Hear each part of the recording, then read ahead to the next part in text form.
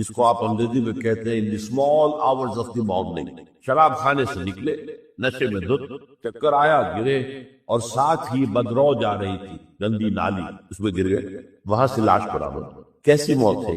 نافرمانی کی حالت میں موت آئی، شراب کے نشے کی حالت میں موت آئی. اور کیا یہ ممکن نہیں ہے؟ بدکاری کا اسی فیل کے دوران موت آ جائے. اچھا، اب اگر آپ نے طے کر لیا نہیں مروں گا، مگر حالت فرما برداری میں کی ایک ہی شکل ہے، کوئی لمحہ بھی نافرمانی، مبادا اسی لمحے موت آئے. ہر لمحے کا پہرا دیجیے، ہر ساتھ کی پوری حفاظت کی، کہیں نافرمانی کا کوئی ارتکاب نہ ہو، اور اس حالت میں کہیں موت نہ. میں وہ حدیث آپ کو سنا چکا ہوں، لا یزنی الزانی حین یزنی وہو مؤمن. کوئی زانی حالت ایمان میں زنا نہیں کرتا، جب وہ زنا کر رہا ہوتا ایمان اس کے دل سے نکل کر اوپر سر پر منڈلاتا رہتا. کوئی چور حالت ایمان میں چور کرتا، ولا یسرق السارق حین یسرق وہو مؤمن. کوئی شرابی حالت ایمان میں شراب نہیں پی سکتا، ولا یشرب الخمر حین یشرب وہو مؤمن. اگر ایمان بھی ہو دل میں اور یہ حرکات بھی ہو رہی ہو تو وہ ایمان 2 پیسے کا نہیں، 2 ٹکے کا نہیں. کیا اس ایمان کی قیمت ہے؟ کیا قدر و قیمت ہے اس کی؟ اب اگر اسی حالت کے اندر موت آ گئی تو یہ تو خلوع ایمان ہے، ایمان کا خالی. یہ ہے وہ بات جو کہی گئی. اب یہ اسلام اور تقوی، ان دونوں کو یہاں نوٹ کر لیجئے. یا ایھا الذین آمنوا اتقوا اللہ حق ولا تموتن الا وانتم مسلمون. اے ایمان کے دعوے دارو، اللہ کا تقوی اختیار کرو جتنا کہ اس کے تقوی کا حق، اور دیکھنا موت میں آنے پائے مگر فرما برداری. عام طور پر تو سوچا جائے گا کہ نیکی کا تعلق تو عمل سے ہوتا ہے. ایمان جو ہے وہ کسی عمل کا نام نہیں، ایمان کے در حقیقت ایک ذہنی اور قلبی کیفیت ہے. لیکن واقعہ یہ ہے کہ نیکی کی اصل روح جو ہے وہ ایمان ہے. اس لیے کہ ہر عمل کے 2 پہلو ہیں، ایک عمل کا ظاہر ہے اور ایک اس کا اصل مقصد.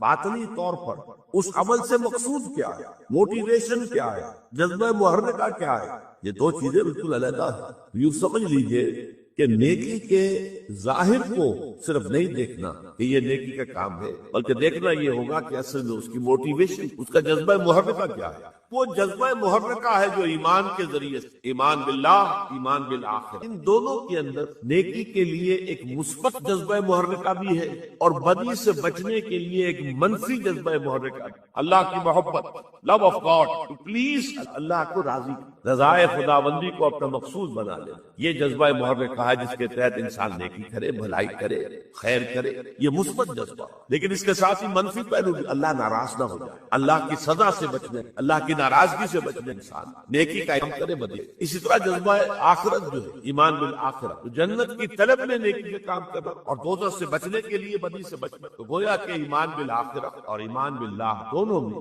مثبت پہلو بھی ہے، منفی. کہ اللہ کے ہاں مقبول اگر ہوگا تو دین خالص. والذین اتخذوا من دونہ اولیاء، اور وہ لوگ جنہوں نے اللہ کے سوا کچھ اور کو اولیاء بنایا ہوا ہے. ما نعبدهم الا لیقربونا الی اللہ زلفیٰ، کہتے ہیں ہم نہیں، ان کو نہیں پوچھتے، ہم تو اصل میں اللہ ہی کو پوچھتے ہیں. ان کو صرف اس لیے پوچھتے ہیں کہ یہ ہمیں اللہ سے قریب کر دیں گے، یہ ہمارے یہ وسیلے ہیں، ان کے ذریعے سے ہم اللہ کے قریب ہو جائیں گے، اس لیے پوچھتے ہیں. ان اللہ یحکم بینہم فیما ھم فیہ یختلفون، یقیناً اللہ تعالیٰ فیصلہ کر دے گا ان کے مابین ان تمام چیزوں میں جن میں اختلاف کر رہے ہیں. ان اللہ لا یہدی من ھو کاذب کفار، اللہ تعالیٰ ہرگز ہدایت نہیں دیتا ان کو جو جھوٹے ہوں اور ناشکر ہیں، کفار. لو اراد اللہ ان یتخذ ولدا لاصطفیٰ مما یخلق ما یشاء سبحانہ، اگر اللہ کا واقعی ارادہ ہوتا کہ وہ کسی کو اولاد بنائے تو ٹھیک ہے، اپنے جو مخلوق ہے ان میں سے جس کو چاہتا چن لیتا. لیکن اس کے ہاں اولاد کا تو تصور نہیں ہے، اس کی اولاد تو ہے ہی نہیں. ایک خالق ہے، باقی سب مخلوق ہے. تو فرشتے بھی مخلوق ہیں، تو اللہ کو ضرورت کیا پڑی ہے کسی کو اپنا بیٹا بنانے کی یا بیٹی بنانے کی. سبحانہ، وہ پاک ہے. هو اللہ الواحد القہار، وہ تو اللہ ہے، اکیلا ہے، قہار ہے، اور خود چھایا ہوا ہے کل کائنات کے اوپر، کل تخلیق، کل مخلوقات کے اوپر اس کی حکومت قائم ہے. خلق السماوات والارض بالحق، اللہ نے پیدا کیا ہے آسمانوں اور زمین کو حق کے، یعنی با مقصد ہے، نتیجہ خیز تخلیق ہے، یہ بے نتیجہ کار عبث اور باطل نہیں. یکبر اللیل علی النہار، وہ رات کو لپیٹ دیتا ہے دن پر. وَيُكَبِّرُ النَّهَارَ عَلَى اللَّيْلِ، اور دن کو لپیٹ دیتا ہے رات پر. اب یہ جو ہے کہیں یولج اللیل فی النہار آتا ہے، کہیں یکبر آ رہا ہے، تو مختلف جو الفاظ ہیں، تعبیرات ہیں، لیکن مقصد کیا ہے کہ یہ دن اور رات ہے تو نہیں ہے.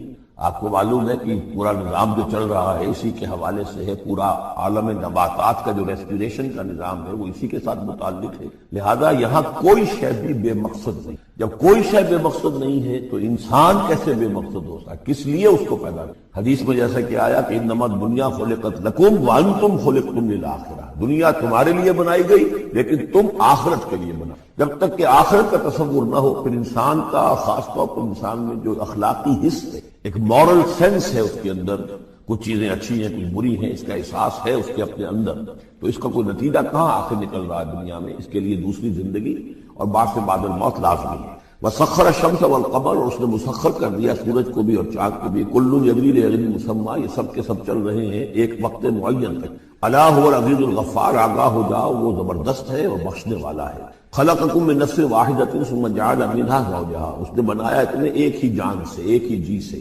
اب اس کو جو لوگ ایولیوشن کو مانتے ہیں یا سمجھتے ہیں کہ قرآن مجید کے ساتھ اس کے بعد اجزاء کی مطابقت ہے، وہ تعبیر کرتے ہیں کہ ایک ہی، یعنی ابتدا میں جو حیوانات پیدا کیے گئے ہیں، جو لوور اینیملز ہیں بالکل شروع میں، ان میں سیکس نہیں تھا، جیسے کہ ایمیبا ہے وہ بس دو حصوں میں تقسیم ہو گیا، یہی اس کی اولاد ہو گئی، وہ جو باپ کہہ لے ماں کہہ لے وہ ایک ہی ہے۔ اس کے بعد ایسے بھی پیدا ہوئے کہ جن میں ایک ہی جانور میں دونوں سیکس ہیں۔ یہ جو راؤنڈ ورم ہوتا ہے، راؤنڈ ورم جو برسات میں جو نکل آتے ہیں بہت لمبے لمبے سے کیڑے، یہ ہرمافرڈائٹ ہیں، ان کے اندر میل اور فیمیل آرگنز دونوں ایک کے اندر موجود ہیں۔ اس طریقے سے رفتہ رفتہ پھر ڈیفرینسیشن ہوئی، میل علیحدہ ہو گیا، فیمیل علیحدہ ہو۔ خلقکم من نفس واحدۃ ثم جعل منها زوجها، اسی جان سے اس کا جوڑا بنایا۔ وانزل لکم من الانعام ثمانیۃ ازواج، اور تمہارے لیے 8 جوڑے اتار دیے تمہارے مویشیوں میں سے۔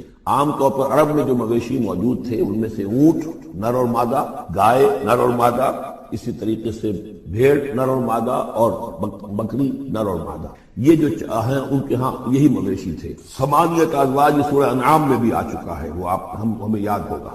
من الابل اثنین ومن البقر اثنین ومن المعز اثنین، یہ وہاں آ چکا ہے۔ یخلقکم فی بطون امہاتکم، اور وہ تمہیں پیدا کرتا ہے تمہاری ماؤں کے پیٹوں میں، خلقا بعد خلق، ایک خلق کے بعد دوسری خلق، تخلیق کے بعد مراحل ہے اس کے، نطفہ ہے، علقہ ہے، مضغہ ہے، مخلقہ غیر مخلقہ، پھر اس کو جو، اور پھر خلقا آخر، ایک اور ہی تخلیق ہے۔ اس پر میں عرض کر چکا ہوں کہ اس موضوع پر ضربہ سلام جو ہے قرآن مجید کا، وہ سورہ مومنون کا پہلا رکوع ہے۔ فی ظلمات ثلاث، یہ ذکر یہاں آیا ہے، 3 پردوں کے اندر تخلیق ہو رہی، یعنی ایک پردہ یہ پیٹ کی دیوار ہے، جو مردوں کی بھی دیوار ہے، یہ پیٹ کی ایبڈومینل وال ہے۔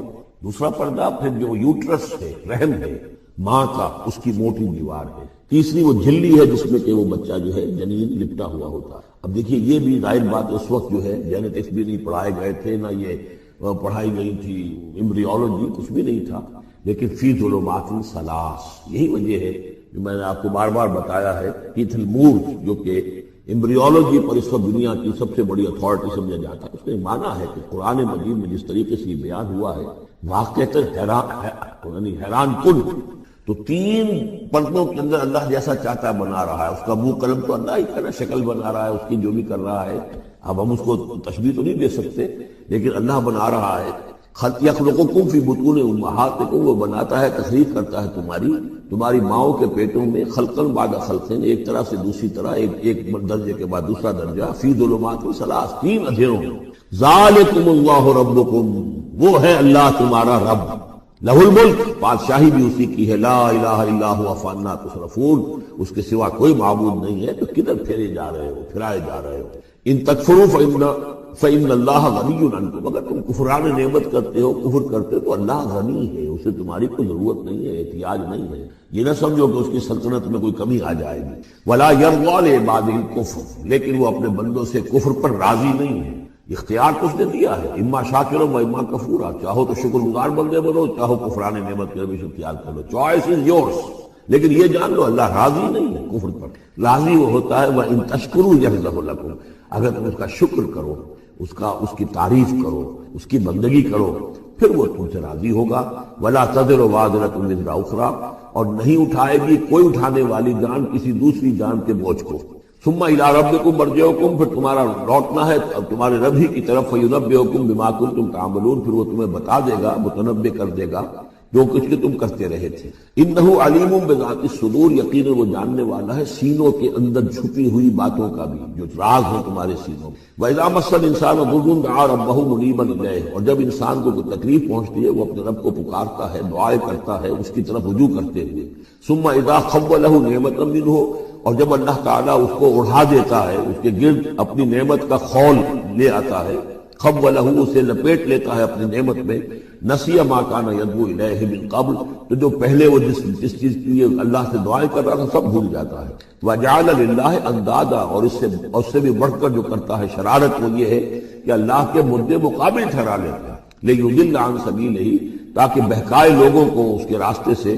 قل تمتع، تو اللہ تعالیٰ کی طرف فرمایا جا رہا ہے نبی کہہ دیجئے اٹھا لو کچھ دنیا کے جو مزے ہیں وہ لوٹ لو بے کفر کا، اپنے کفر کے ساتھ، قلیلاً، لیکن بہت کم، چند دن کی زندگی ہے، اس میں جو تمہیں عیاشی کرنی ہے کر لو. انک من اصحاب النار، پھر مستقل طور پر تو تم آگ والے ہو، تمہیں آگ کے اندر جھونکا جائے گا. امن هو قانت آناء اللیل ساجدا وقائما یحذر الآخرۃ ویرجو رحمت ربہ. اس صورت میں یہ خاص اسلوب کئی مرتبہ آئے گا کہ ایک چیز کو، ایک جملے کو آگے نامکمل چھوڑ دیتے ہیں کہ اسے خود انسان پر کرے، فل ان دی بلینک. وہ خود بخود اس کے اندر مقدر تو ہے لیکن اس کو واضح طور پر نہیں کیا جاتا. مثلا اس کی مثال، اور یہ کئی دفعہ آئے گا اس میں. اب من ہوا قانت آناء اللیل، بلا وہ شخص کہ جو کھڑا رہتا ہے، بندگی کرتا ہے رات کے وقت بھی، ساجدن و قائما، کبھی سجدے میں پڑا ہوا ہے کبھی کھڑا ہوا ہے، یحذر الآخرۃ، جو آخرت سے ڈرتا رہتا ہے، وہ یرجو رحمت ربہ، اور ساتھ ہی اپنے رب کی رحمت کا امیدوار بھی ہے. بس آگے کچھ نہیں. مراد کیا ہے؟ کیا بھلا یہ شخص کمن ہوا غافل، کیا برابر ہو جائے گا اس کے کہ جو غافل ہے؟ بھلا وہ شخص جس کی کیفیت یہ ہے کہ وہ فرما بردار ہے، راتوں کے اوقات میں بھی، سجدے میں بھی، اور کھڑے ہو کر بھی اللہ کی بندگی کرتا ہے، آخرت کا خوف اس کے دل میں ہے، لیکن اپنے رب کی رحمت کی امید بھی. کمن ہوا غافل، کیا وہ شخص برابر ہو جائے گا اس کے کہ جو غافل ہے؟ قل، کہہ دیجئے، هل يستوي الذين يعلمون والذين يعلمون، کیا برابر ہو سکتے ہیں وہ لوگ کہ جو علم رکھتے ہیں اور وہ کہ جو نہیں رکھتے؟ انما يذكر اولو الالباب، حقیقی نصیحت اور سبق تو حاصل وہی کرتے ہیں کہ جو عقل مند لوگ ہیں. قل یا عبادی الذین آمنوا، دیکھیے پھر آگے آئیے، سیدھا یا ایھا الذین آمنوا نہیں ہے، یہ مکی صورت ہے. قل یا عبادی الذین آمنوا، کہہ دیجئے اے نبی، اے میرے وہ بندو جو مجھ پر ایمان لائے ہو، اتقوا ربکم، اپنے رب کا تقوی اختیار، جن چیزوں سے اس نے روک دیا رک جاؤ، اور تمہارے اندر اس کی رضا جوئی رہنی چاہیے. للذین احسنوا فی ہذہ الدنیا حسنہ، جو لوگ نیکی کی راہ پر روش اختیار کریں گے، احسان کی روش اختیار کریں گے، ان کے لیے اس دنیا میں بھی بھلائی ہے. وارض اللہ واسعہ، اور زمین اللہ کی بڑی وسیع ہے. اگر یہاں رہتے ہوئے تمہارے لیے توحید پر کاربند رہنا ممکن نہیں ہے تو ہجرت کرو. انما یوفی الصابرون اجرہم بغیر حساب، یقیناً صابروں کو، صبر کرنے والوں کو ان کا اجر پورا پورا دے دیا جائے گا. یوفا بھی ہے، پورا دے دیا جائے گا، پھر بغیر حساب بھی. اس کا مطلب ہے مزید فضل جو ہوگا وہ بغیر حساب ہوگا، اس میں کسی حساب کا سوال نہیں. قل انی امرت، تو دیکھیے پھر وہ جو شروع کا مضمون تھا یہ اس صورت کا عمود ہے، کس طرح بار بار آئے گا. اب قل انی امرت ان اعبد اللہ مخلصا لہ الدین، کہہ دیجئے اے نبی مجھے حکم ہوا ہے کہ میں اللہ کی بندگی کروں، اس کے لیے اپنی اطاعت کو خالص کروں. یہاں میں چاہتا ہوں تھوڑی سی وضاحت کروں. دیکھیے عبادت کے آپ یوں سمجھیے کہ ایک عبادت کا ظاہر ہے اور ایک عبادت کی اصل حقیقت، پھر یہ کہ ایک اس حقیقت میں بھی ایک روح ہے اور ایک اس کا جسد ہے، ایک اس کے رسومات ہیں. رسم کہتے ہیں کسی شے کی ظاہری شکل. عبادت کی رسم جس کو مراسم عبادت کہتے ہیں، یہ مراسم عبودیت کیا ہے؟ جس کی آپ عبادت کرتے ہیں، اس کے سامنے جھکتے ہیں، اس کے سامنے ادب کے ساتھ کھڑے رہتے ہیں، اس کے کچھ حمد کے ترانے گاتے ہیں، اس کے سامنے سجدہ کرتے ہیں، ان کو ہم کہیں گے مراسم عبودیت. رسم کہتے ہیں کسی چیز کی ظاہری شکل. یہ حروف ہے اور یہ رسم جو ہے رسم الخط. اسی طرح یہ قرآن اور یہ اس کا رسم عثمانی ہے، اس کا لکھا ہوا جانا جیسے کہ یہ رسم ظاہر ہے.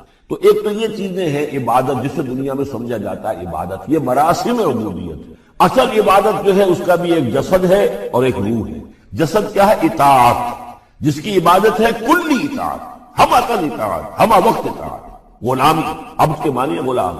چنانچہ دو دفعہ ہم پڑھ چکے ہیں کہ فرعون نے کہا تھا بنی اسرائیل کے بارے میں قومہما لنا عابدون، یہ جو ہارون اور موسیٰ کی قوم ہے وہ تو ہماری غلام قوم ہے. اور ظاہر بات ہے وہ پرستش نہیں کرتے تھے، وہ قبطیوں کو پوجتے نہیں تھے، وہ ان کی نماز نہیں پڑھتے پڑھتے تھے، وہ ان کو سجدہ نہیں کرتے تھے معاذ اللہ، لیکن غلامی جو ہے اصل شے، اطاعت یہ تو اصل جسم ہے، اصل عبادت کا جو ہے جسم جسد جو ہے وہ ہے اطاعت۔ لیکن جو چیز اس اطاعت کو غلامی سے آگے بڑھ کر عبادت بنا دیتی ہے وہ اس کی روح ہے، روح محبت۔ جس ہستی کی اطاعت محبت کے ساتھ کی جائے گی وہ عبادت ہے۔ ایک جبرن اطاعت کی جا رہی ہے، اب جیسے کہ انگریز کی ہم اطاعت کرنے پر مجبور تھے، ہم اطاعت کر رہے تھے، عبادت نہیں کر رہے لیکن اطاعت کر رہے ہیں، لیکن کسی کی محبت کے جذبے سے سرشار ہو کر اطاعت کی جائے گی تو وہ عبادت ہے۔ تو اللہ کی عبادت کے لیے جو بھی ڈیفینیشن اس کی امام ابن تیمیہ اور حافظ ابن قیم استاد اور شاگرد دونوں کی ہے وہ یہ ہے کہ اس کے دو اجزاء ہیں، العبادت تجمع اصلین، غایت الحب مع غایت الذل والخضوع، کہ دو چیزوں کو جمع کرنے سے اللہ کی عبادت جو ہے وجود میں آتی ہے، حد درجے کی محبت اللہ کے ساتھ اور حد درجے میں اللہ کے سامنے اپنے آپ کو بچھا دینا، مطیع اور منقاد ہو جانا۔ اچھا یہ تو ہے اصل عبادت، لیکن اس کے لیے جو رسم ہے وہ کیا ہے؟ کبھی کبھی کھڑے ہو کر کبھی سلیوٹ کر لینا ہے، کبھی ہاتھ جوڑ دینا ہے۔ اب ہندوؤں کے ہاں ہاتھ جوڑنا ہے، یہ ان کے ہاں کی رسم ہے۔ قنوت ہے، ہمارے ہاں قنوت ہے، ادب کے ساتھ کھڑے ہونا، کہیں جو جھک جانا، رکوع کرنا، کہیں سجدہ کرنا، حمد کے ترانے جو ہے پڑھ رہے ہیں، تسبیح کر رہے ہیں، یہ اس کے مراسم عبودیت ہے۔ عبادت اصل کیا ہے؟ اطاعت کلی، اللہ کی محبت سے سرشار ہے۔ تو اس صورت کا جو عمود ہے وہ یہ ہے کہ اللہ کی عبادت کرو، اس کے لیے اپنی اطاعت کو خالص کرو۔ اطاعت میں آپ نے کسی اور کو شامل کر دیا، انڈیپینڈنٹ آف ہم، اللہ کی اطاعت سے آزاد مستقل بذات اطاعت، یہ شرک ہے، اور وہ اطاعت اللہ کو قبول نہیں۔ وہ منہ پر دے مارے گا، یہ مجھے 25% اطاعت نہیں چاہیے آپ کی، آپ لیجئے اپنے سر پاس رکھیے، مجھے تو چاہیے 100%۔ ادخلوا فی السلم کافہ، اور ہم سمجھتے ہیں کہ ہم 5-10% بھی تنخواہ لیں گے اللہ تعالیٰ کو تب بھی ہمیں جنت کو دے ہی دے گا۔ یہی ہے اصل میں ہمارا جو سارے سوچ کا فطور ہے۔ یہ کل زندگی اور کل بندگی جو ہے اس کا تصور ذہنوں سے نکل، یہ تصور ہے جو اس صورت سے اب اس کی جڑ پڑ رہی ہے، اور یہ در حقیقت کلائمیکس کو پہنچے گا چوتھی صورت میں جا کر سورہ شورى میں۔ تو دیکھیے پھر آ گیا قل انی امرت ان اعبد اللہ مخلصا لہ الدین، کہہ دیجئے مجھے تو حکم ہوا کہ میں اللہ کی بندگی کروں، اس کے لیے اپنی اطاعت کو خالص کرتے ہیں۔ وامرت لان اکون اول المسلمین، اور مجھے حکم ہوا کہ سب سے پہلا مسلم، سب سے پہلا فرما بردار میں خود بنوں۔ یہ نہیں ہے کہ میں تمہیں فرما برداری کی دعوت دے رہا ہوں، خود جو ہے میں اللہ کی نافرمانی کروں، یہ نہیں۔ قل انی اخاف ان عصیت ربی عذاب یوم عظیم، کہہ دیجئے مجھے تو خود اندیشہ ہے اگر میں اپنے رب کی نافرمانی کروں تو ایک بڑے دن کا عذاب مجھے آ پکڑے گا۔ میں اپنے آپ کو مستثنا نہیں سمجھتا، میں بھی بندہ ہوں، اگر میں معصیت کروں، اگر میں اپنے رب کی نافرمانی کروں۔ ظاہر بات ہے کہ یہ جو ہے اگر بہت بڑا اگر ہے، ظاہر اس کے حضور کا امکان نہیں، حضور کے لیے سمجھانے کے لیے ان لوگوں کو بتایا جا رہا ہے۔ قل اللہ اعبد مخلصا لہ دینی، پھر وہی۔ حالانکہ دیکھیے ایک بات ہے کہ ایک ہی اسلوب کو بار بار تکرار سے لانا عام ہماری دنیا میں جو ہماری نگارش کے اور جو بھی یعنی تصنیف و تعریف کے اصول ہے اس کو عیب سمجھا جاتا ہے کہ یہ تو تصنیف و تعریف کا عیب ہے، ایک ہی اسلوب کو آپ تکرار میں لا رہے ہیں۔ یہ تو کمال اللہ کا ہے، فصاحت و بلاغت کا، کہ وہ لا رہا ہے اس کو بار بار، اور پھر کوئی بھاری نہیں گزرتا، بلکہ یہ کہ اس کے اندر اس کو اور حسن بڑھ رہا ہے۔ لیکن یہ کہ اس تکرار سے جو ایمفیسس ہے اس کو سمجھیے کہ یہ اسلوب بار بار کیوں آ رہا ہے۔ پہلی آیت یہ تھی تنزیل الکتاب من اللہ العزیز الحکیم انا انزلنا الیک الکتاب بالحق فاعبد اللہ مخلصا لہ الدین الا للہ الدین الخالص۔ اور اس کے بعد اب آپ نے یہاں دیکھا آیت نمبر 11 قل انی امرت ان اعبد اللہ مخلصا لہ الدین، اور پھر آیت نمبر 14 قل اللہ اعبد مخلصا لہ الدین، کہہ دیجئے میں تو اللہ ہی کی بندگی کرتا ہوں، اس کے لیے اپنی اطاعت کو خالص کرتا ہوں۔ فاعبدوا ما شئتم من دونہ، تو اس کے سوا تم جس کو چاہو پوجو، تمہاری مرضی ہے۔ قل ان الخاسرین الذین خسروا انفسهم، کہہ دیجئے کہ اصل میں تو گھاٹے میں اور نقصان میں اور بربادی میں تو وہی ہوں گے جنہوں نے اپنے آپ کو واہلیہم اور اپنے گھر والوں کو، اپنے اہل و عیال کو خسارے میں ڈالا یوم القیامہ، قیامت کے دن۔ یہاں تو حلوے مانڈے کھلائے، پراٹھے انڈوں کے ناشتے کرائے، لیکن جو جھونک رہے انہیں جہنم کے اندر، تو تم ان کے ساتھ خیر خائی کر رہے ہو یا بدخائی کر رہے ہو؟ خود بھی سارے سیدھے جا رہے ہو جہنم کے اندر اور لے کر جا رہے ہو اہل و عیال کو جہنم کے اندر، حرام خوری کر کے۔ تو یہ ان کی محبت ہے یا ان کی دشمنی ہے؟ قل ان الخاسرین الذین خسروا انفسهم واہلیہم یوم القیامہ، قیامت کے دن جنہوں نے خسارے میں ڈال دیا اپنے آپ کو اور اپنے اہل عیال کو، جیسے کہ ہم آگے چل کر پڑھیں گے سورہ تحریم میں، یا ایھا الذین آمنوا قوا انفسکم واہلیکم نارا، اے ایمان والو بچاؤ اپنے آپ کو اور اپنے اہل و عیال کو آگ سے، جہنم کی آگ سے۔ لیکن جن لوگوں نے اپنے آپ کو آگ کا مستحق بنا لیا، اپنے اہل و عیال کو، ان سے بڑا گھاٹے میں کون ہوگا؟ الا ذالک هو الخسران المبین، آگاہ ہو جاؤ یہ تو کھلی گمراہی ہے اور کھلا گھاٹا ہے اور نقصان ہے۔ لہم من فوقہم ظلل من النار، ان کے لیے ہوں گے ان کے اوپر سے بھی بادل ہوں گے، تہ بر تہ ظلل آگ کے، ومن تحتہم ظلل، اور ان کے نیچے بھی آگ کے بھبکے ہوں گے اور وہ بھی تہ بر تہ ہوں گے۔ ذالک یخوف اللہ بہ عبادہ، یہ ہے وہ شے کہ جس سے اللہ ڈرا رہا ہے اپنے بندوں کو۔ یا عباد فاتقون، اے میرے بندوں پس ڈرو، بچو، اس آگ سے اپنے آپ کو بچانے کی کوشش کرو۔ والذین اجتنبوا الطاغوت ان یعبدوها، وہ لوگ کہ جنہوں نے طاغوت کا انکار کیا، ان سے کنارہ کشی کر لی، ان کی بندگی نہیں کی، اور طاغوت کا لفظ سورہ بقرہ سے پڑھتے ہوئے آ رہے ہیں، فمن یکفر بالطاغوت ویؤمن باللہ فقد استمسک بالعروۃ الوثقی، جو بھی اللہ کی اطاعت سے سرتابی کر رہا ہے وہ طاغوت ہے۔ طغا کسے کہتے ہیں؟ طغیانی۔ دریا اپنی حد میں بہ رہا ہے، کیا خوبصورت منظر ہے، اور وہ حد سے باہر نکلا تو یعنی یہ انسان اللہ کی بندگی کی حد میں رہے، بہت اچھا ہے، اللہ کا خلیفہ ہے، اشرف المخلوقات ہے، اور بڑھ گیا آگے اور اللہ کی حدود کے اندر داخل ہو گیا، اپنے نفس کو بنا لیا مطاع یا کسی اور کو بنا لیا مطاع، خود حاکم بن بیٹھا یا کسی اور کی حاکمیت کا قائل ہو گیا اللہ سے آزاد ہو کر، تباہی ہے، بربادی، وہ طاغوت ہے۔ تو جن لوگوں نے بھی کنارہ کشی کر دی اس سے کہ وہ طاغوت کی بندگی کریں، وَأَنَابُوا إِلَى اللَّهِ، اور انہوں نے رخ کر لیا اپنا اللہ کی طرف، رجوع کر لیا، لَهُمُ الْبُشْرَى، ان کے لیے بشارت ہے، فَبَشِّرْ عِبَادِكَ، تو اے نبی میرے ایسے بندوں کو بشارت دے، اللہم ربنا اجعلنا منہم۔ یہ جو اب اگلی آیت آ رہی اس کو غور سے سنیے، فَبَشِّرْ عِبَادِ الَّذِينَ يَسْتَمِعُونَ الْقَوْلَ فَيَتَّبِعُونَ أَحْسَنَهُ، جو لوگ کے کلام سنتے ہیں، بات سنتے ہیں، اور پھر جو اس کا بہترین رخ ہوتا ہے، بہترین پہلو ہوتا ہے، اس کی پیروی کرتے ہیں۔ یعنی یہ کہ دین جس کی طرف کہ اللہ تعالیٰ تمہیں بلا رہا ہے، اس کے بھی درجے ہیں۔ ایک درجہ ہے صرف اسلام کا، ایک اس سے اونچا درجہ ہے ایمان، ایک سب سے اونچا درجہ ہے احسان، واللہ یحب المحسنین، تو اچھے سے اچھے درجے کی طرف جانے گا۔ ہمارا معاملہ کیا ہے دنیا میں؟ تو ہم سمجھتے ہیں کہ اچھی سے اچھی، بہتر سے بہتر ہے، جستجو کے خوب سے ہے خوب تر کہاں، اور دین میں ہم کہتے ہیں ذرا اور کم پر بھی گزارا ہو جائے، کہیں اور تھوڑی رعایت کر کے پیچھے چلے جائیں، پاس ہو جائیں کسی طرح کم سے کم کے لیے۔ یہ ہے جو حقیقت جو کہ برعکس روش ہونی چاہیے، فَيَتَّبِعُونَ أَحْسَنَهُ، عظیمت کا راستہ اختیار، بہتر سے بہتر کے لیے، ایم ہائی، دین کے معاملے میں بھی اپنا ارادہ جو رکھو اونچا رکھو۔ یستمعون القول، جو بات سنتے ہیں، وَيَتَّبِعُونَ أَحْسَنَهُ، جو اس کی احسن ترین جو اس کے اندر جو پہلو ہے اس کا اتباع کرتے ہیں۔ اولئک الذین ھداھم اللہ، یہ ہیں وہ لوگ جنہیں اللہ نے ہدایت دی ہے، واولئک ھم اولو الالباب، اور یہی وہ لوگ ہیں کہ جو اولو الالباب ہیں، ہوش مند ہیں، عقل مند ہیں۔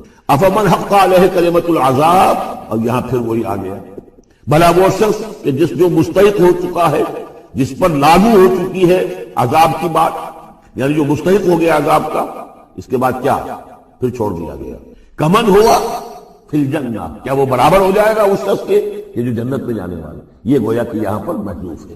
افانت تنقذ من فی النار، تو اے نبی کیا آپ اس کو نکال سکیں گے آگ سے؟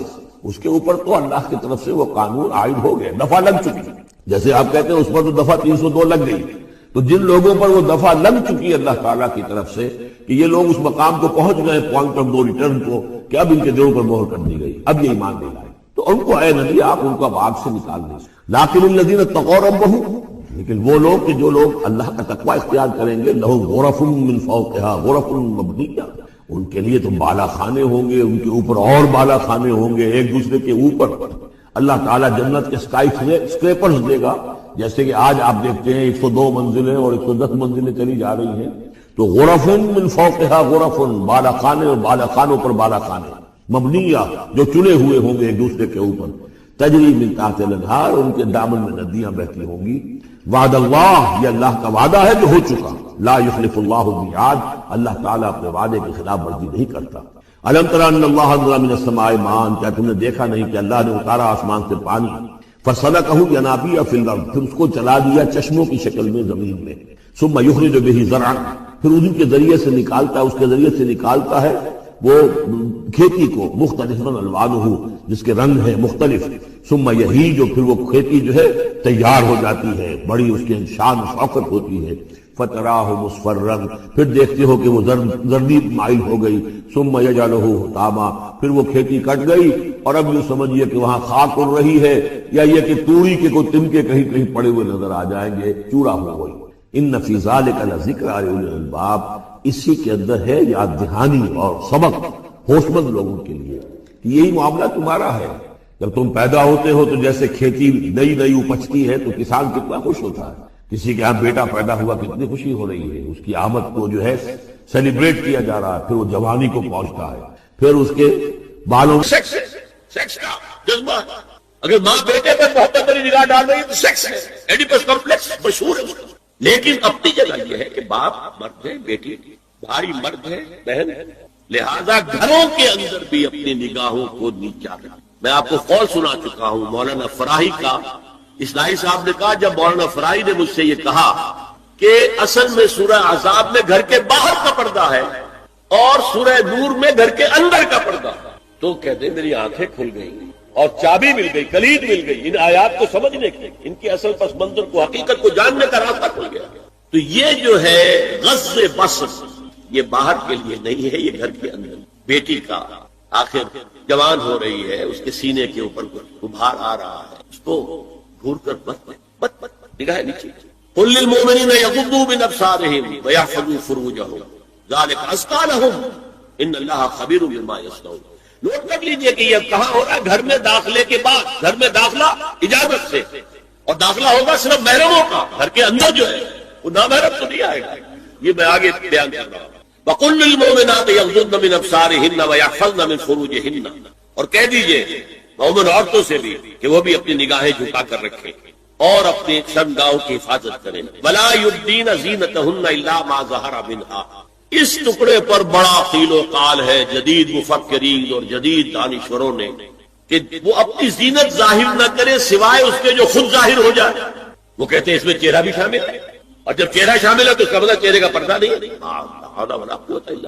آپ کو بہت سے حضرات نے وہ پڑھی ہوگی بحث جو جنگ میں ہو گئی تھی، ایک صاحب وہ انسٹیٹیوٹ آف پالیسی اسٹڈیز اس کے اسکالر ہے، ریسرچ کا، انہوں نے لکھ دیا کہ الا ما ظہر منہا میں چہرہ ظاہر ہے، شامل ہے، لہذا پردہ نہیں ہے۔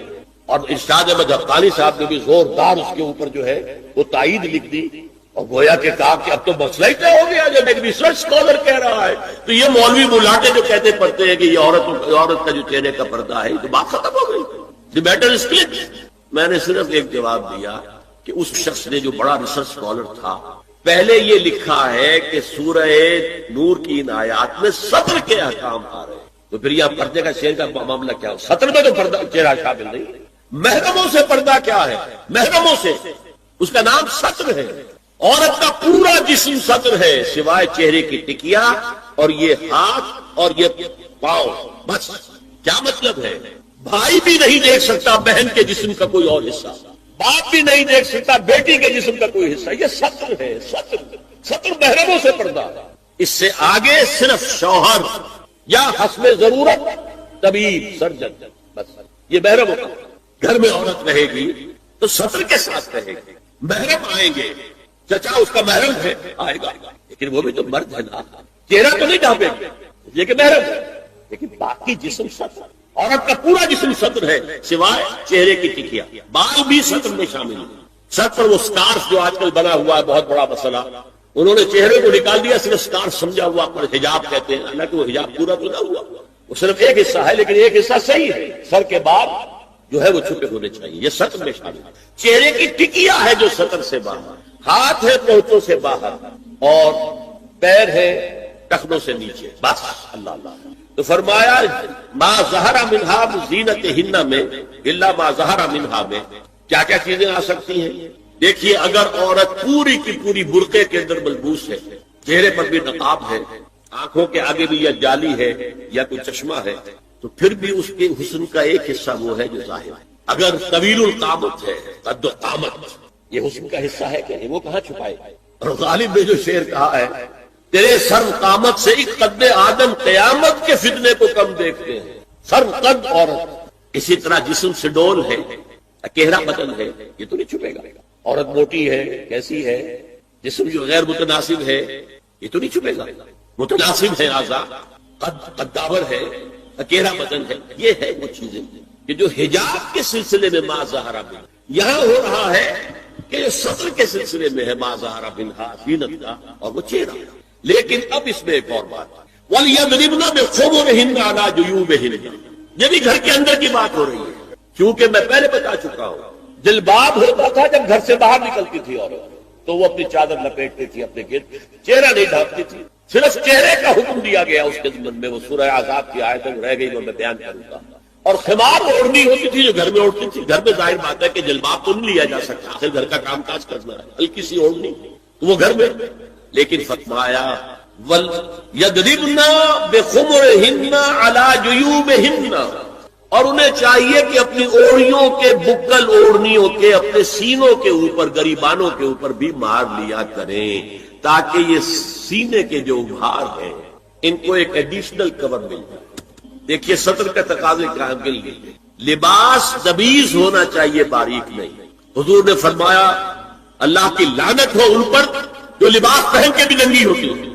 باریک اتنا لباس ہے یہ چست اتنا لباس ڈھیلا ڈھالا ہونا چاہیے دبیز ہونا چاہیے. لباس کے اندر یہ دو حصے جو ہیں وہ لازم ہیں. اور پھر سینے پر اب ظاہر بات ہے کرتا پیدا ہوا ہے ڈھیلا ڈھالا ہے پھر بھی یہ سینے کے ابھار تو ظاہر ہو جائے گا. ان پر ایک اضافی اوڑھنی سر پر سے لے کر اور اپنے اس گریبان کے اوپر بکل مار لینا تاکہ یہ جو نسوانی حسن کا دوسرا مظہر ہے. پہلا چہرہ سب سے بڑا چہرہ. اب جو لوگ کہتے چہرے کا پردہ نہیں ہے تو خدا کے بندوں پھر پردے کی ضرورت کیا؟ نسوانی حسن اگر اس میں اٹریکشن ہے وہ کہاں ہوتا ہے سب سے بڑھ کر؟ مظہر اول کون سا ہے نسوانی حسن کا؟ چہرہ ہی تو ہے. اب میں ذرا شرم کے ساتھ کہہ رہا ہوں لیکن یہ اپنی شاعری کے کچھ الفاظ آپ کو سنا رہا ہوں. یہ لب لعلین کہاں ہوتے ہیں؟ چہرے پر ہوتے ہیں یا کہیں اور ہوتے ہیں؟ یہ عارض گلگون یہ کہاں ہوتے ہیں؟ چہرے پر ہوتے ہیں یا کمر میں لگے ہوتے ہیں؟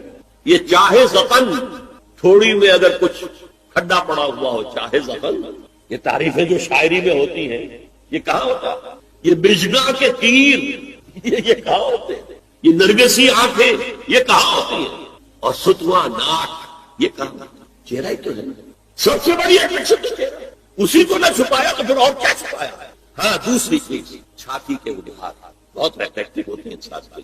اس کے لیے یہ ہے کہ وَلْيَضْرِبْنَ بِخُمُرِهِنَّ عَلَىٰ جُيُوبِهِنَّ کرتا بھی دبیز کپڑے کا ہو کرتا جو ہے ڈھیلا ڈھالا بھی ہو شلوار اور دبیز تر کپڑے کی ہو ڈھیلی ڈھالی ہو اور اوڑھنی کا بکل جو ہے اپنے سینے پر مار دیا جائے. اب اس کے بعد فرمایا وَلَا يُبْدِينَ زِينَتَهُنَّ إِلَّا لِبُعُولَتِهِنَّ. اب یہاں یہ زینت کا لفظ آ رہا ہے چہرے کے لیے اور چھپے ہی میں کچھ سنگھار بھی ہوتا ہے. کچھ سرما لگایا ہوا ہے فرض کیجئے کسی اور طرح کا کوئی زیور پہنا ہوا ہے گلے میں پڑا ہے کانوں میں بندے ہیں وغیرہ وغیرہ. یہ زینت چہرہ اور اس کے ساتھ کوئی بناؤ سنگھار کا معاملہ جس کی کہ حضور صلی اللہ علیہ وسلم نے تلقین کی. عورت کو گھر میں بند سور کر دینا چاہیے. شوہر کے لیے ایٹریکٹیو رہنا چاہیے. خاص طور پر شوہر جب آنے والا ہے شام کو دفتر سے اس وقت عورت جو ہے بند سور کر دے. اس لیے کہ اصل مقصد کیا ہے جتنی بھی انسان میں سیکسول انرجی ہے وہ مرکوز رہے شوہر اور بیوی کے درمیان. یہ فلسفہ ہے. اس کے بعد وہ نوجوانی کا دور وزینت الجوانی کا دور وتفاخر بینکم وہ جوانی اپنی پوری شدت کو شباب اپنی پوری طاقت کو آ رہا ہے. اس کے بعد ڈھلوان شروع ہوئی وتکاثر فی الاموال والأولاد. اب تمثیل پر غور کیجئے کمثل غیث اعجب الکفار نباتہ ثم یہیج فتراہ مصفرا ثم یکون حطاما. یہ وہی سائیکل انسانی زندگی کا یہ سائیکل ہے. بچپن ہے پھر اس کے بعد نوجوانی ہے جوانی ہے پوری طاقت کو پہنچنا ہے شدت کو پہنچنا ہے حتی اذا بلغ اشدہ اور پھر اس کے بعد بڑھاپا ہے ادھیڑ عمر ہے بڑھاپا. اسی طریقے سے یہ ایک نباتاتی سائیکل چل رہا ہے. کمثل غیث جیسے مثال ہے بارش کی. اعجب الکفار نباتہ یہاں پہ کفار کے لفظ کو اس کفر کے ساتھ ہم سمجھ لیجئے. کفر کے لغوی معنی میں نے آپ کو بتایا تھے دبا دینا چھپا دینا اور یہاں تقریباً اجماع ہے مفسرین کا یہاں کفار سے مراد وہ کافر نہیں ہے کہ جو اللہ کا انکار کرے یا رسول کا یا آخرت کا یا قیامت کا یا قرآن کا. کفار سے مراد یہاں ہے جو کاشتکار ہے. اس لیے کہ کاشتکار بھی زمین میں بیج ڈالتا ہے بیج کو دباتا ہے پھر وہاں سے کھیتی جو ہے لہلہائے گی اور ابھرے گی.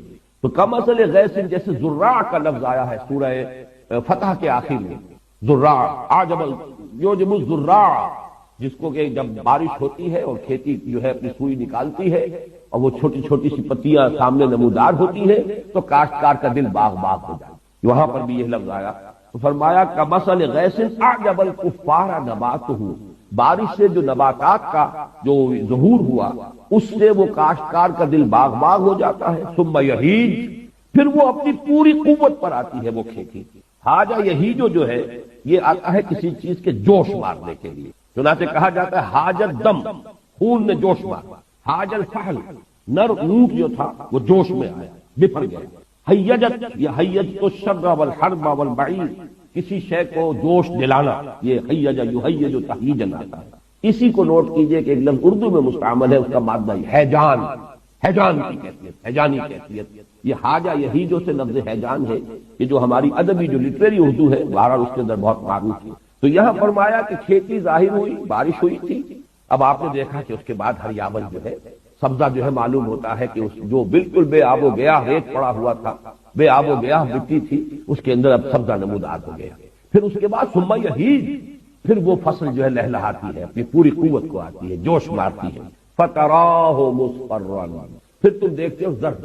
کچھ دیر کے بعد اب وہ چاہے گھاس بھی تھی وہ کچھ عرصے کے بعد وہ گھاس جو ہے وہ زرد پڑ جائے. کھیتی بھی جب پختگی کو آتی ہے، اب جیسے کہ گیہوں کی فصل ہے، شروع میں تو وہ بڑا ہریالی کا منظر نظر آئے گا، لیکن جب فصل پکنے پہ آئے گی ثم تراہ فتراہ مصفرا، تو تم اس کو دیکھتے ہو کہ اب وہ زرد پڑ گئی. ثم یکون حطاما، پھر وہ فصل کٹ گئی تب بھی. اور اگر صرف چراگاہ کی دنیا میں آپ کو معلوم ہے کہ بہت بڑے بڑے رقبے ہیں چراگاہوں پر مشتمل، کوئی فصل نہیں ہوتی وہاں. یہ سارا سینٹرل ایشیا کے جو پلینز ہیں ایشیا کے، وہ بہت بڑے رقبے جو ہے اس طرح کے ہیں، جو اسٹیپس کہلاتی ہے کہ جو یہ سطح مرتفع کی جو ڈھلوانیں ہوتی ہیں جن پر سب سے زیادہ قوی لوگ پیدا ہوتے ہیں. یہ تمام لوگ جو پہاڑی سطح مرتفع کے علاقوں کے رہنے والے، یہ منگولز بھی وہیں کے تھے. پھر اسی طریقے سے یہ مرہٹا جو ہے ہندوستان کے اندر، یہ بھی وہ سطح مرتفع دکن کی جو ہے اس کے لوگ ہیں کہ ان کے ہاں بس کام یہی ہے کہ وہ ان کے جو بھی جانور ہیں وہ بارش ہوئی اور وہ سبزہ ہوا اور اس کے اوپر وہ چلتے پھر رہے ہیں. اور باقی یہ کہ اس گھوڑے کے اوپر سوار ہو کر یہی قبائل تھے کہ جو پھر نکلتے تھے تو دنیا میں کوئی ان کا مقابلہ نہیں کر سکتا. وہ ٹیلا ہو، وہ چنگیز ہو، کہاں سے چل کر کہاں پہنچا ہے. یہ تمام کے تمام یہ حقائق جو ہے ہسٹوریکل ایچ جی ویلز نے بڑی خوبصورتی سے بیان کی. بہرحال یہاں پر یہ دیکھیے کہ اس کے بعد کیا ہوتا ہے، وہ سبزہ بھی ہے تو پھر کچھ عرصے کے بعد وہ دھوپ کی وجہ سے وہ جل جائے گا، زرد ہو جائے گا اور وہ بھربھرا سا ہو کر پھر وہ پاؤں تلے روز آ جائے گا اور کچھ عرصے کے بعد مٹی ہو کر مٹی میں مل جائے گا. پھر اس کا کوئی وجود ہی نہیں ہوگا. وہ سبزہ، وہ ہریالی، وہ تر و تازگی وہ ختم ہوئی. پھر معلوم ہوا کہ پھر وہی خاک اڑ رہی ہے، پھر وہی ویرانی ہے، پھر وہی ریگزار کا ایک منظر. اور چونکہ عرب کا پس منظر ہے خاص جس میں کہ یہ قرآن مجید نازل ہو رہا ہے تو یہ پورا کا پورا اس کا پس منظر واضح ہو گیا. تو جیسے یہ سائیکل ہے، اب ہمارے ہاں فصلوں کا معاملہ، بیج ڈالا ہے، باقاعدہ فصل ہوئی ہے، لیکن وہاں بھی تو یہ ہوگا. فصل جب کٹ جاتی ہے تو کیا ہوتا ہے؟ اس کے بعد تو وہاں پر یہی ہے کہ کچھ تھوڑا بہت جو ہے وہ اڑتے پھر رہے ہیں. وہ تنکے ہیں کہ جو توڑی کے تنکے ہیں، توڑی بھی اگر فرض کی جمع کر لی گئی ہے تو کہیں کہیں جو اس کے باقیات و صالحات ہیں وہ ہے، ہوا انہیں لیے کر رہی ہے. اب وہ منظر خوشنما نہیں رہا.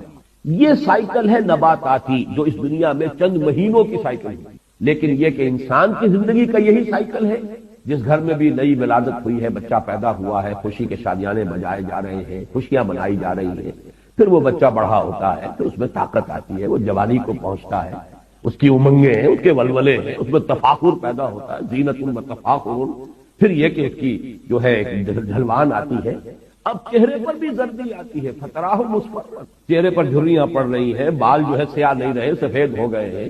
ہو کے آخر کار بڑھاپا آئے گا، موت آئے گی اور وہ قبر میں اتار دیے جائیں گے اور کچھ عرصے کے بعد مٹی ہو کر مٹی میں مل جائیں گے. تو یہ ہے وہ سائیکل، ہیومن لائف سائیکل، اور یہ ہے وہ نباتاتی سائیکل جو ہے بوٹینیکل سائیکل. ان دونوں میں بڑی گہری مناسبت ہے اور اس آیت کریمہ کا جو اصل حسن ہے معنوی وہ اسی میں مضمر ہے کہ یہ سٹیجز ہے. اعلموا انما الحیات الدنیا لعب ولہو وزینۃ وتفاخر بینکم وتکاثر فی الاموال والاولاد کمثل غیث اعجب الکفار نباتہ ثم یہیج فتراہ مصفرا ثم یکون. یہ ہونا ہے ہر ایک کے ساتھ. بادشاہ کے ساتھ بھی ہونا ہے، فقیر کے ساتھ، گدا کے ساتھ بھی ہونا ہے، محلوں میں رہنے والوں کے ساتھ بھی ہونا ہے، جھوپڑیوں والوں کے ساتھ بھی ہونا. ان کی بھی زندگی بالآخر ختم ہوگی، وہ بھی مٹی ہو کر مٹی میں ملیں گے، ان کی بھی زندگی ختم ہوگی اور یہ بھی مٹی میں ہو کر مٹی مل جائیں گے. لیکن وفی الآخرۃ عذاب شدید ومغفرۃ من اللہ، وہاں ہے دوام، مستقل وہ جو انجام آئے گا آخرت میں یا تو پھر عذاب ہے بہت سخت، وفی الآخرۃ عذاب شدید ومغفرۃ من اللہ ورضوان، اور پھر دوسری شکل ہے اور مغفرت اللہ کی طرف سے اور اللہ کی رضا، وما الحیات الدنیا الا متاع الغرور، اور دنیا کی زندگی سوائے دھوکے کے سامان سے کچھ نہیں۔ یہاں البتہ میں یہ چاہتا ہوں کہ یہ حقیقت آپ کے سامنے رہے، حدیث نبوی جو ہے حضور نے فرمایا الدنیا مزرعۃ الآخرہ، دنیا اس اعتبار سے تو دھوکے کا سامان ہے اگر یہ آپ کو غافل کر دے آخرت، اگر آخرت آپ کی منزل مقصود کے طور پر مستحضر رہے تو دنیا کا ایک ایک لمحہ بہت قیمتی، اس لیے کہ اسی سے آخرت بنانی۔ الدنیا مزرعۃ الآخرہ، دنیا آخرت کی کھیتی ہے، یہاں بوؤ گے تو وہاں کاٹو گے، یہاں اگر بویا ہی کچھ نہیں تو کاٹو گے، فصل کہاں سے ملے گی؟ اس اعتبار سے زندگی جو ہے وہ بہت قیمتی شے ہے، یہ لائبلٹی نہیں ہے، بہت بڑا ایسٹ ہے۔ اس حوالے سے اگر آخرت سامنے رہے اور مقصود و مطلوب وہ ہو، لیکن اگر اس دنیا نے اس طرح آپ کو غافل کر دیا، اپنے اندر گم کر دیا، پھر وہ اقبال کا شعر سنا رہا ہوں، کافر کی یہ پہچان کہ آفاق میں گم، مومن کی یہ پہچان کہ گم اس میں ہے آفاق، رہتا ہے دنیا میں لیکن دنیا کا باسی ہے نہیں، دنیا کا طالب ہے نہیں، دنیا اس کی جس کو کہا مبلغ علمہم، ان کے علم کا مبلغ جو ہے یہ دنیا نہیں ہے، وہ جانتے ہیں کہ ہماری منزل جو ہے وہ تو آخرت ہے، وہاں جانا ہے، یہ تو ایک عارضی سفر، عارضی قیام گاہ۔ اگر یہ کیفیت ہے تو پھر ایک ایک لمحہ بہت قیمتی ہے، اسے امر بنایا جائے، اس سے اگر صحیح استفادہ کیا جائے تو وہ حدیث ذہن میں رکھیے الدنیا مزرعۃ الآخرہ۔ اب اگر یہ حقیقت واضح ہو گئی تو اب فرمایا سابقوا الی مغفرۃ من ربکم وجنۃ عرضھا کعرض السماء، سابقوا باب مفاعلہ سے ہے مسابقت، سبقہ آگے بڑھ جانا، استبقہ آگے نکلنے کی کوشش کریں، یہ باب استفعال ہو جائے گا، استباق، لیکن باب مفاعلہ مسابقت، دوڑ لگانا ایک دوسرے سے آگے نکلنے کے لیے، یہ لفظ بہت اہم ہے کہ تم دنیا کے طالب بن جاتے ہو تو دنیا میں ایک دوسرے سے آگے